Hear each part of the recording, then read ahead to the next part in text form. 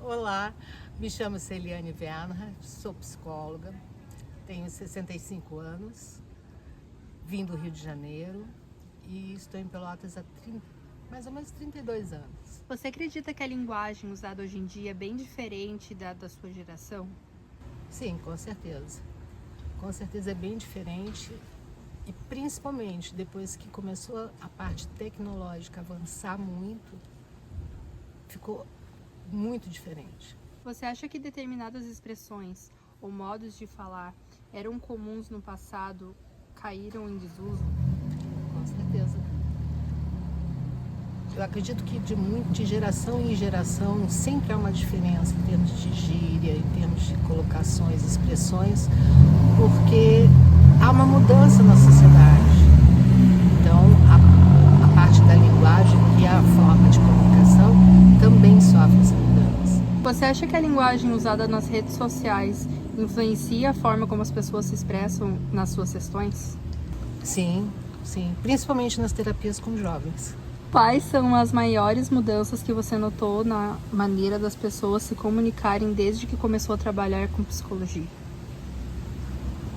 Corta essa. Vai conseguir editar esse vídeo? Bom. Você muda o seu jeito de falar quando está em casa, no trabalho ou em uma situação formal? Pode dar um exemplo? Sim. Quando eu estou reunida com colegas da mesma profissão, eu vou usar termos técnicos, né? Nós vamos usar termos mais técnicos, mais específicos da nossa profissão, o que ficaria mais difícil para uma pessoa leiga não conseguir entender. Então, realmente a gente muda. Se a gente está numa situação formal, a gente não vai ter determinado linguajar como um momento onde a gente está mais à vontade. Outro exemplo. Quando vocês, jovens, estão reunidos entre os amigos, vocês falam de um jeito. Quando vocês estão onde tem adultos junto, outras pessoas, a comunicação é um pouco diferente, não é? Na sua opinião, por que as pessoas mudam o jeito de se expressar em diferentes ambientes? É uma questão de adaptação. A gente procura se adaptar ao ambiente, a gente procura se adaptar ao grupo social, às pessoas. Então, essa adaptação faz com que os diálogos sejam melhores, de uma comunicação melhor, mais harmônica, mais equilibrada. E isso aí ajuda no desenvolvimento, tanto individual como coletivo. Você fala do mesmo jeito com uma criança e com um adulto? O que muda na sua fala? Muda a linguagem que possa ser compreendida pelo nível cognitivo, emocional da criança. Uma criança ela vai conseguir alcançar um nível de compreensão. Eu não posso falar com uma criança como eu falo com uma adulta. Olá, eu sou Nádia Salvador, eu sou uruguaia, moro aqui no Brasil faz 3 anos. Eu trabalho com roupas esportivas femininas no Uruguai, na verdade, e também com infoprodutos ajudando mulheres a incorporarem o hábito do exercício físico na vida delas. E aqui estamos com Duda para responder algumas perguntas. Você já passou por alguma situação engraçada ou diferente por causa das variações na fala entre regiões? Na fala entre regiões. Ontem fiquei com essa dúvida, vou te perguntar. Tipo, a diferença do significado de uma palavra lá e uma aqui? Sim, me aconteceu. Eu quis dar propina para um garçom. Propina, para nós, gorjeta, fala propina. E aqui propina tem outro significado. Né? Propina é um suborno, né? Uma sim. coisa assim. Então, para nós é muito natural isso. Ou seja, tu vai no restaurante e deixa uma propina pro garçom. E quando eu falei isso, todo mundo ficou me olhando, tipo... Não é nem propina, ninguém deixa gorjeta. Nenhum dos dois. Tá, próxima pergunta. De que forma a presença de turistas ou visitantes influencia na maneira de falar em sua região? Eu morava numa cidade fronteiriça antes de vir para cá. Artigas é fronteira com Quaraí. E lá a gente está muito acostumado, né, a esse trânsito de pessoas de um lado para o outro. E influencia numa fronteira, sim, porque tem muitas pessoas que acabam falando portunhol, porque tem muitas pessoas do Uruguai morando no Brasil, tem pessoas do Brasil morando no Uruguai, e às vezes acontece que nas famílias tem pessoas que falam um idioma, pessoas que falam outro, e tem gente que, criado nesse lugar, acabam misturando o idioma e falam um pouco em um idioma e outro pouco em outro. E como é que tu aprendeu assim a falar o português? Por causa dessas fronteiras? Eu aprendi com a Xuxa. Xuxa? Sim, assim? não, é verdade. É verdade. Eu cheguei, é assim, eu não sou nascida em fronteira. Eu nasci em Montevideo, capital do país. Português não existia para mim. Mas com 9 anos nos mudamos para essa cidade fronteiriça.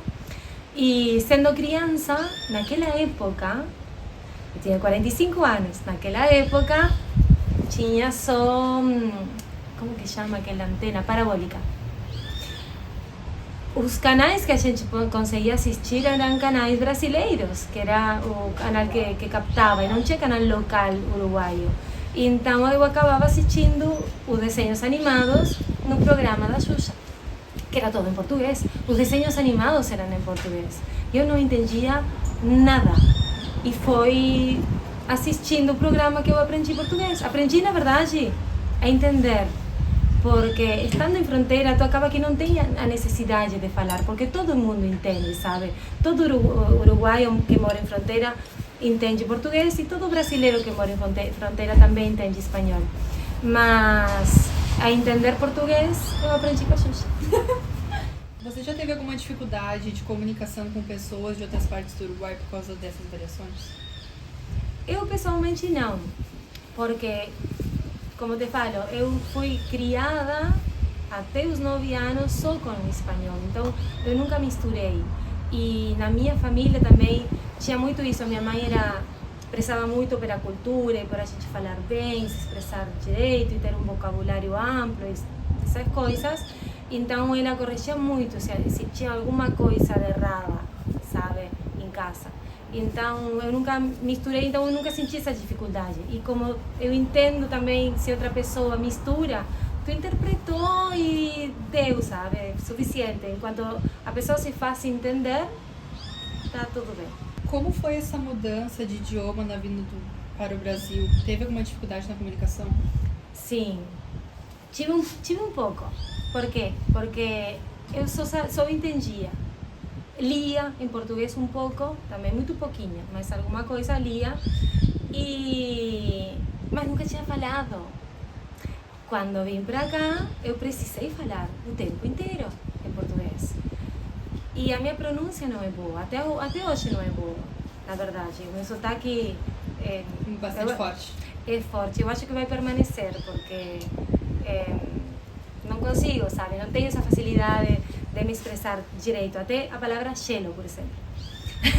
Gelo até hoje é uma palavra que dificilmente eu consigo que as pessoas entendam que eu quero gelo. Sim, e tu faz essa cara, né, de estranho. E eu também acho a mesma coisa. Eu estou falando gelo, não é difícil entender o que é.